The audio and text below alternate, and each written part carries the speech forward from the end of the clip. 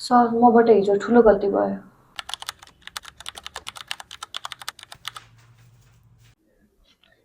कति काम गर्नु एकछिन गेम खेल्नु पर्यो।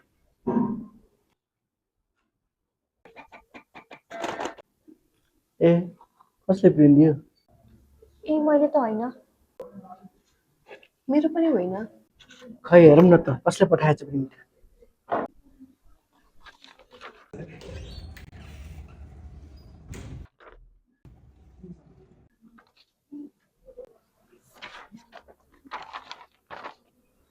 आज कोही आउट हुँदैछ।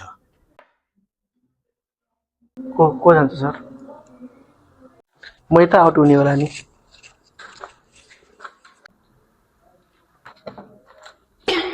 के गर्दैछौ? पहिला आफ्नो सामान लिएर गाडी भने छँदैछ।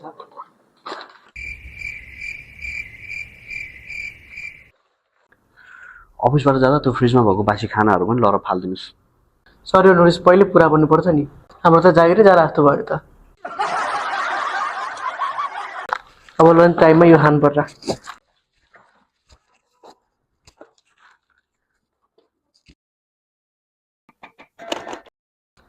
म त अब जाँदै जान्न, पिण्डले सातो लाने भयो।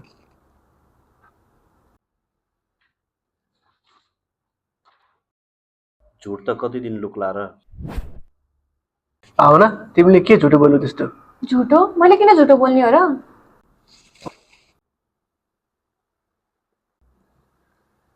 सर त्यसपछि के लेखेको छ र त्यसमा? त्यस्तो खासै केही त लेखेको छैन।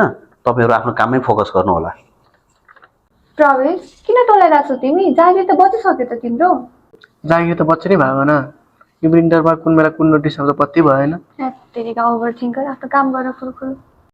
झुट त कति दिन लुक्ला र। झुट त कति दिन लुक्ला र।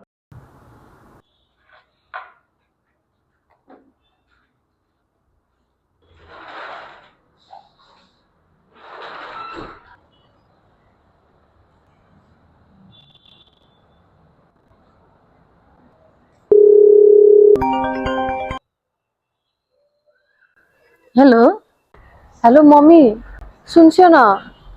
मेरो त यहाँ जागिरै जाला जस्तो भयो भनेको। किन? मैले अफिसमा ठुलो गल्ती गरेको थिएँ। आज त प्रिन्टरबाट पनि नोटिस आयो। झुटो सधैँ लुक्दैन, अब त सबैजनालाई थाहा भयो। मैले तँलाई भनेकी थिएँ नि प्राइभेट अफिसमा जागिर नखा भनेर। सरकारी अफिसमा जागिर खाए तँलाई यति डराउनु पर्थ्यो? हे मम्मी, कहाँ यस्तो अहिले मजा गर्ने टाइम छ र? मैले मजा गरे होइन नि। यदि गल्ती तेरो हो भने तैँले एकपल्ट गएर तँले आफै नै भनेको राम्रो हुन्थ्यो नि त। हस् ठिक छ, म अहिले नै गएर भन्छु।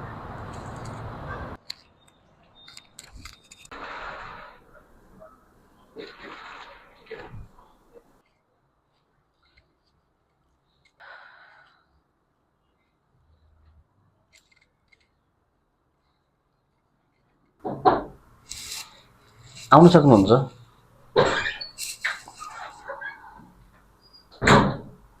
श्रेमी के भयो? बस्नुहोस्।